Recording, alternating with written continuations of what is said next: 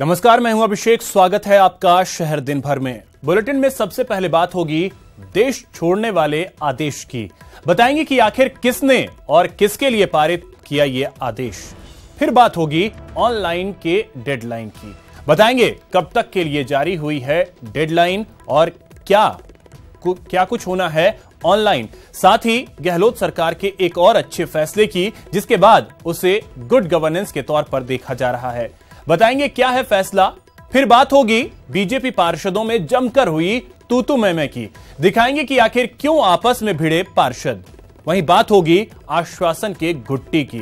दरअसल लोग परेशान हैं, रास्ता जाम है और मंत्री हैं कि आश्वासन दर आश्वासन पिलाए जा रहे हैं। वहीं बात होगी श्रद्धा के संगम की। वहीं कहीं जाइएगा नहीं, बने रहिए हमारे साथ, देखते रहिए शहर दिन भर।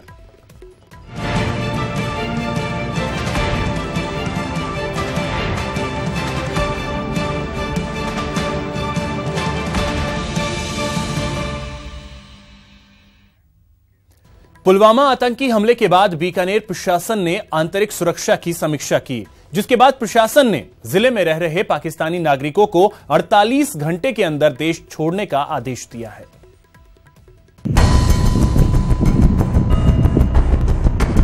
बीकानेर के अंतर्राष्ट्रीय सीमा से सटा ये खाजूवाला इलाका है और यहाँ रह रहे ये लोग हिंदुस्तानी नहीं बल्कि पाकिस्तानी हैं, जो वीजा लेकर हिंदुस्तान में तो दाखिल हुए, लेकिन वीजा की अवधि खत्म होने के बाद भी न सिर्फ यहाँ अपना ठिकाना बना लिया बल्कि खेतीबाड़ी तक शुरू कर दी है।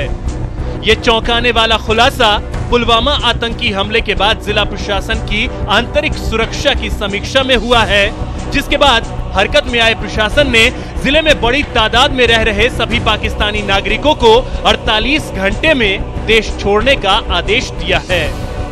दूसरे ऐसे भी लोग हैं जिनका ऑथराइज वीजा बीकानेर के लिए नहीं है, लेकिन वो यहाँ पे रह रहे हैं।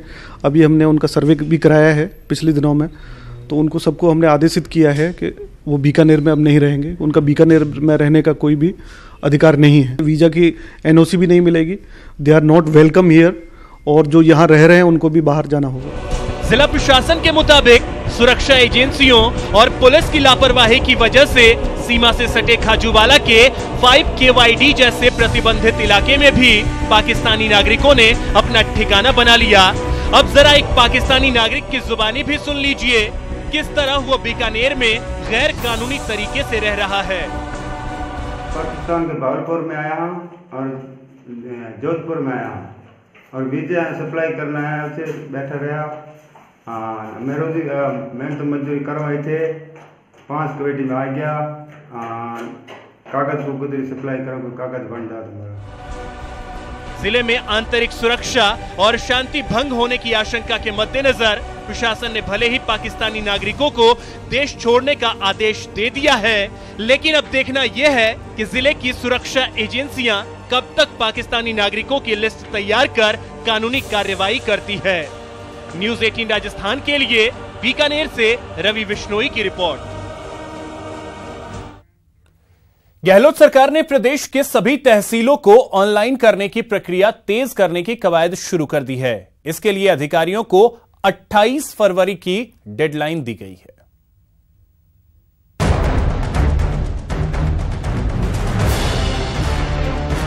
प्रदेश की सभी तहसीलें जल्द हो जाएंगी ऑनलाइन। जी हां, गहलोत सरकार ने डिजिटल इंडिया के तहत सभी तहसीलों की ऑनलाइन प्रक्रिया जल्द पूरी करने की कवायद शुरू कर दी है। इसके लिए राजस्व मंत्री ने सभी तहसीलों की चल रही ऑनलाइन प्रक्रिया की समीक्षा की, जिसके बाद जिले के सभी कलेक्टर 28 फरवरी तक तहसीलों को ऑनलाइन करने के निर्देश दिए गए। आने वाले समय के अंदर जो तहसीलें के अंदर जो कार्य बचे हुए ऑनलाइन के संदर्भ में वो जल्दी करा दिए जाएंगे और राजस्थान की जनता को ये व्यवस्था, ये सुविधा उपलब्ध कराई जाएगी। कुछ कार्य 28 फरवरी तक का रखा है, कुछ 15 मार्च तक का रखा है। पूरा काम 100 दिन की कार्य अवधि के अंदर कराने का है। राजस्व मंत्री ने जयपुर, पाली, सिरोही, बारां और झालावाड़ में तहसीलों की ऑनलाइन प्रक्रिया में तेजी लाने के लिए अधिकारियों को खासा निर्देश दिए हैं। प्रदेश में कांग्रेस सरकार बनने के बाद तहसीलों को ऑनलाइन करने की प्रक्रिया में काफी तेजी आई है। 3,82,870 बकाया नामजोग का आकलन किया गया है। 15,477 विवाद वाले खातों का निस्तारण किया गया है। 1,19,670 नामांतरण को मंजूरी दी गई। 314 तहसीलों में 81 तहसील ऑनलाइन हो चुकी हैं। गहलोत सरकार अपने घोषणा पत्र में शामिल सभी तहसीलों को ऑनलाइन करने के वादे को पूरा करने में जुट गई है। सभी तहसीलों के ऑनलाइन हो जाने के बाद सरकारी कामकाज के ढर्रे में बदलाव आएगा, जिससे प्रदेश के नागरिकों और खास तौर पर काश्तकारों को इसका लाभ मिलेगा। न्यूज़ 18 राजस्थान के लिए जयपुर से प्रेम मीणा की रिपोर्ट। गहलोत सरकार की गुड गवर्नेंस नीति को साकार करने के लिए जयपुर विकास प्राधिकरण अपने नीति नियमों में बड़ा बदलाव किया है। नाम परिवर्तन, एक मुफ्त लीज मनी जमा करवाने सहित कई कामों को ऑनलाइन किया गया है, जिससे जेडीए की छवि तो सुधरेगी ही, साथ ही आम लोगों का काम भी समय पर पूरा हो सकेगा। अपने भूखंड का नाम परिवर्तन करवाने और लीज मनी जमा करवाने के लिए जेडीए में बाबू और दलालों के चक्कर लगाने वाले लोगों के लिए राहत की खबर है। जयपुर विकास प्राधिकरण में एक छोटे से काम के लिए महीनों चक्कर लगाने के बजाय अब ये काम मिनटों में होगा। फरवरी से आयुक्त महोदय के निर्देशानुसार एक नया सिस्टम चालू किया गया। 4 सेवाओं के लिए ऑनलाइन सॉफ्टवेयर चालू किए गए। तो ऑनलाइन सॉफ्टवेयर चालू प्रभावी रूप से रखने के लिए जरूरी है कि ऑफलाइन सिस्टम को बंद किया जाए, ताकि लोग ज़्यादा मोटिवेटेड हो सके। तो ऑफलाइन सिस्टम को बंद कर दिया गया। ऑनलाइन सिस्टम में ये प्रावधान रखा गया कि वो चाहे तो ऑनलाइन अपने स्तर पर एक बार कर लें उसको, और एक निर्धारित तिथि को ओरिजिनल डॉक्यूमेंट दिखाने के लिए जेडीए आ जाए। गुड गवर्नेंस विजन के साथ सत्ता में आई गहलोत सरकार ये सुविधा जयपुर विकास प्राधिकरण कार्यालय से जल्द शुरू करने जा रही है। बड़ी बात यह है कि जेडीए में जिन कामों को ऑनलाइन किया गया है, उन कामों को ऑफलाइन बंद करने का भी फैसला लिया जा रहा है, जिससे काम में पारदर्शिता आने के साथ साथ तय सीमा भी निर्धारित होगी। जयपुर से न्यूज़ 18 के लिए लवली वधवा की रिपोर्ट। आज जयपुर जिला परिषद की बैठक में जमकर हंगामा हुआ। यहां जिला प्रमुख मूलचंद मीणा के खिलाफ अविश्वास प्रस्ताव खारिज होने के बाद साधारण सभा की पहली बैठक हुई। परिषद में जिला प्रमुख कांग्रेस का और बहुमत बीजेपी का है, इसलिए हंगामा होना तय था। बैठक में बीजेपी के सदस्यों ने जिला प्रमुख पर जमकर आरोप लगाए। जिला प्रमुख ने इन आरोपों को खारिज कर दिया।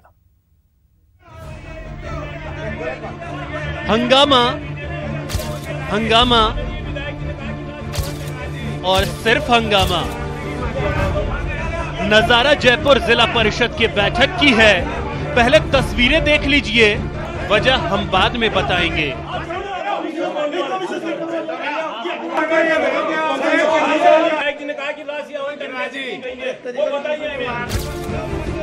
दरअसल जिला प्रमुख के खिलाफ सदन में बहुमत होने के बावजूद अविश्वास प्रस्ताव में मात खाने के बाद बीजेपी के सदस्य साधारण सभा की बैठक में ज्यादा आक्रामक नजर आए। बीजेपी के सदस्यों को पार्टी के विधायकों का पूरा साथ मिला। जिला परिषद की बैठक शुरू होते ही हंगामा शुरू हो गया। बीजेपी सदस्यों ने जिला प्रमुख मूलचंद मीणा पर वाहन और वाहन भत्ते के दुरुपयोग के साथ पंचायत समितियों के बजट आवंटन में भेदभाव का आरोप लगाया। 50 से 60 हजार रुपये इनका वार्षिक वाहन भत्ता है, और जिला प्रमुख जी जो इनकी लॉगबुक है वो भी सार्वजनिक नहीं कर रहे, और जिस तरीके से प्रतिमाह 60 से 70 हजार रुपये वाहन भत्ते के रूप में ये उपयोग में राशि ली जा रही है, वो अनुचित है, गलत है, इसकी जांच होनी चाहिए। बजट के अलावा जिला प्रमुख जी ने पूरी अपनी मनमर्जी कर रखी है पिछले 4 साल से, चाहे वो प्रशासनिक स्वीकृतियाँ हो, चाहे कार्य करना हो, चाहे संसाधन जो जिला परिषद के उनका उपयोग दुरुपयोग करना हो, पैसा खर्च करना हो। मोटा सा उदाहरण, नीचे ये सीसीटीवी कैमरा लगे हुए हैं, ये नाम मात्र के हैं, आज तक न तो इनकी कोई रिकॉर्डिंग होती है न कहीं चलते हैं। LED लगा हुआ है, कोई काम का नहीं है। हालांकि जिला प्रमुख मूलचंद मीणा ने बीजेपी सदस्यों के आरोपों को सिरे से खारिज कर दिया। दोनों विधायक जी को नियमों की जानकारी नहीं है, इसलिए वो इस तरह की बातें करते हैं। उनको यही पता नहीं है कि नियम में क्या है, वो भत्ते के रूप में मिलता ही नहीं है, यहाँ तो दिनों के हिसाब से मिलता है, उनको यही पता नहीं है। इसलिए माननीय विधायक जी से मैं कहना चाहूँगा कि वो नियमों को जानकारी करे, उसके बाद में कोई प्रश्न करे तो वो ज़्यादा बढ़िया रहेगा। दरअसल पिछले 4 साल से मूलचंद मीणा बीजेपी के जिला प्रमुख थे, लेकिन पिछले साल अक्टूबर में बीजेपी छोड़कर कांग्रेस का दामन थाम लिया। बीजेपी सदस्य जिला प्रमुख के खिलाफ अविश्वास प्रस्ताव भी ले आए, लेकिन 3/4 सदस्य नहीं होने से अविश्वास प्रस्ताव खारिज हो गया। अब बहुमत बीजेपी के पास है, लेकिन जिला प्रमुख कांग्रेस का, इसलिए जाहिर है जयपुर जिला परिषद में अब विकास के कामकाज से ज्यादा राजनीति की रस्साकसी ही होगी। न्यूज़ 18 के लिए जयपुर से बीके शर्मा की रिपोर्ट। राजधानी जयपुर में भूमाफिया इस कदर बेखौफ हैं कि सरकारी जमीन पर भी कब्जा करने से बाज नहीं आ रहे। ऐसा ही एक मामला सामने आया है सुरजीत नगर में, जहां कॉलोनी में आने जाने के लिए छोड़ी गई 80 फीट जमीन पर अवैध निर्माण जारी है।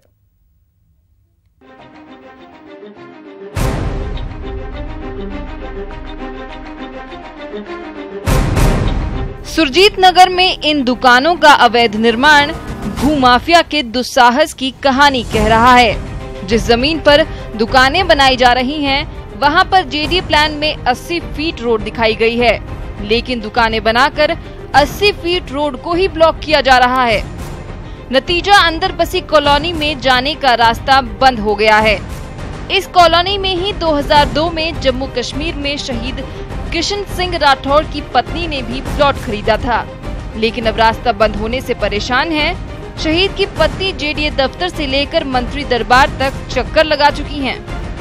मेरे जो प्लाट में रास्ता जाने के लिए एक तो 80 फीट जो सुरजीत नगर में जाने वाला और इधर 40 फीट दोनों तरफ के रास्ते को रोक दिया गया है। वहाँ पे अतिक्रमण किया होगा। 80 फीट वाले पे दुकानें जैसा अब कुछ बना रहे हैं वो, और पहले से भी एक छोटी दुकान बनाई हुई है, और इस साइड दूसरे 40 फीट वाले पर उन्होंने पत्थर गड्डी वगैरह करा के बंद कर दिया है। शहीद की पत्नी के अलावा भी कई लोग जेडीए, मंत्री और अधिकारियों से शिकायत कर चुके हैं, लेकिन अधिकांश मामलों की तरह यहाँ भी लोगों को आश्वासन की घुट्टी पिलाई जा रही है कि अभी जो दुकानें का निर्माण चल रहा है, ये 80 फीट रोड है, उसके अंदर निर्माण चल रहा है। आप ये जो पेट्रोल पंप देख रहे हैं, इसका जेडीए पट्टा है, और पट्टे के अंदर 80 फुट रोड दिखा रखी है साइड के अंदर, तो भी इसके अंदर निर्माण चल रहा है। हम 5 दिन से जेडीसी से मिले, सेक्रेटरी से मिले, शांति धारीवाल जी से मिले, सबसे मिले, लेकिन आज तक हमारे को इस पे कोई ऐसे अतिक्रमण पे कोई कार्रवाई नहीं हो रही। हमने अधिकारियों को हमारे डॉक्यूमेंट्स भी दिखाए, मिले भी। ईओ का ये कहना है कि यहाँ कोई अतिक्रमण नहीं हो रहा, जबकि एविडेंस पेपर दिखा रहा है कि पूरे इसमें 80 फुट रोड के ऊपर ही अतिक्रमण कर रहा है। अपने पति की मेहनत की कमाई से विष्णु कंवर ने यहाँ प्लॉट खरीदा था, लेकिन इस अवैध निर्माण के कारण वो अपने प्लॉट तक जा नहीं पा रही हैं। उम्मीद की जानी चाहिए कि जेडीए तत्परता से कार्रवाई करेगा, ताकि शहीद की पत्नी सहित तमाम लोगों को इंसाफ मिल सके। न्यूज़ 18 के लिए जयपुर से सतवीर सिंह राठौड़ की रिपोर्ट। अफीम उत्पादन की दृष्टि से चित्तौड़गढ़ जिला प्रदेश में अव्वल है। इलाके में इन दिनों अफीम की फसल लहलहा रही है, और किसानों का कहना है कि सब कुछ ठीक ठाक रहा तो उत्पादन संतोषजनक रहेगा।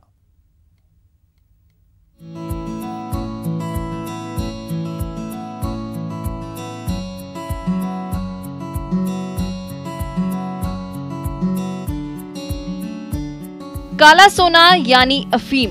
चित्तौड़गढ़ के किसानों के दिल भी अफीम की इन लहलहाती फसलों को देखकर मानो झूम रहे हैं। इलाके की अधिकांश काश्तकारों की जीविका का आधार ये अफीम की फसल ही है। यही कारण है कि किसानों का पूरा परिवार जी जान से फसल की देखभाल में जुटा है। फसल में फूल आने के बाद अब डोडे भी आ गए हैं, जिसकी चिराई का काम चल रहा है। वहीं फसल को बचाने के लिए हर तरफ बाड़े का भी बंदोबस्त किया गया है। किसान खुश हैं, और ये खुशी बरकरार रहे, इसके लिए देवी देवताओं से मन्नत भी मांग रहे हैं। हाँ, हमारे अफीम का कार्य चालू हो गया, और फसल में बहुत भारी नुकसान हुआ है, और आड़ी पड़ रही है, उसको बांध रखी है, सरिया लगा रखा है, और मौसम भी कोई साथ नहीं देता, सरकार भी कोई साथ नहीं देती। फिर किसान रात भर कुएं पर रहते, जानवरों से परेशान होते, तोते से परेशान होते, और मौसम से परेशान होते। इसकी कोई सहायता नहीं करते, और ये केंद्र भी हमारी कोई सहायता नहीं करता, राहत नहीं देता है। कोई मारपीट लगाता है, कोई औसत बढ़ाता है, कैसे कैसे करते हैं, तो हमारी किसानों की कोई समस्या हल नहीं होती है। और ऊपर जाली डाल के सेफ्टी करते हैं, हम रोजों के लिए बाहर जाली लगाते हैं। देश की सबसे महंगी फसल अब तक मौसम की मार से बची हुई है। किसानों को उम्मीद है कि इस बार उनकी मेहनत जाया नहीं जाएगी। न्यूज 18 के लिए चित्तौड़गढ़ से पीयूष मुंदड़ा की रिपोर्ट। माघ पूर्णिमा के मौके पर बेणेश्वर धाम के आदिवासी कुंभ मेले में आस्था का ज्वार उमड़ पड़ा, जहां प्रदेश के साथ साथ दूसरे प्रदेशों से आए श्रद्धालुओं ने भी मावजी महाराज के धाम में पूजा अर्चना की और पारंपरिक आयोजनों का आनंद लिया।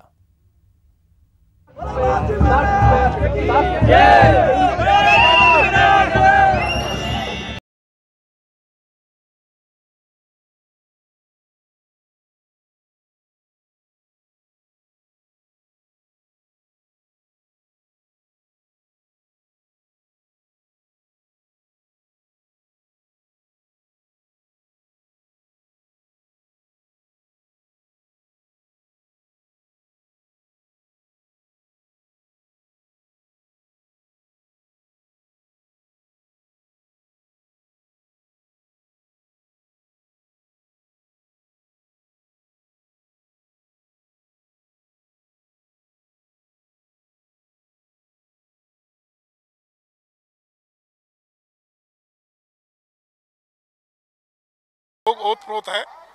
सुरक्षा के लिए यहाँ पर 1000 से ज़्यादा पुलिस का जाब्ता तैनात है।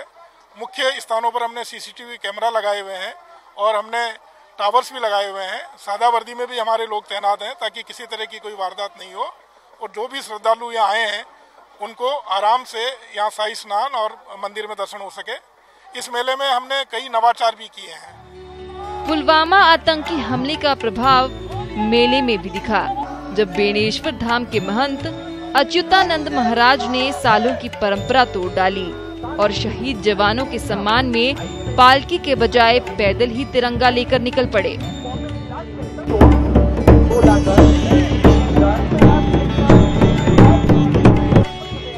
भगवान निष्कलंक की पालकी यात्रा और महंत अच्युतानंद की पदयात्रा में हजारों लोग भजन कीर्तन और भारत माता की जयकारे करते हुए साबला हरि मंदिर से बेणेश्वर धाम पहुँचे, जहां महंत ने पवित्र सोम, माही और जाखम के त्रिवेणी संगम में पारंपरिक अनुष्ठानों के साथ शाही स्नान किया और भक्तों को आशीर्वाद दिया। जिला कलेक्टर ने बताया कि बेणेश्वर धाम के विकास के लिए सरकार कई योजनाएं चला रही है। इस धाम का विकास हो, इस मेले में हमने कई नवाचार और भी किए हैं। आज हम बागड़ श्री और बागड़नी रूपानी की प्रतियोगिताओं का भी आयोजन कर रहे हैं।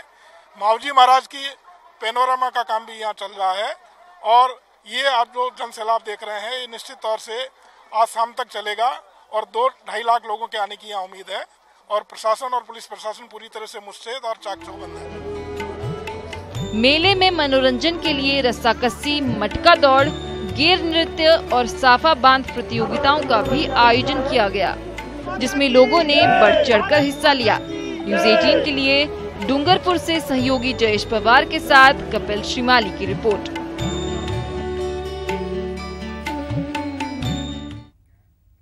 इसी के साथ इस बुलेटिन में फिलहाल इतना ही। नमस्कार।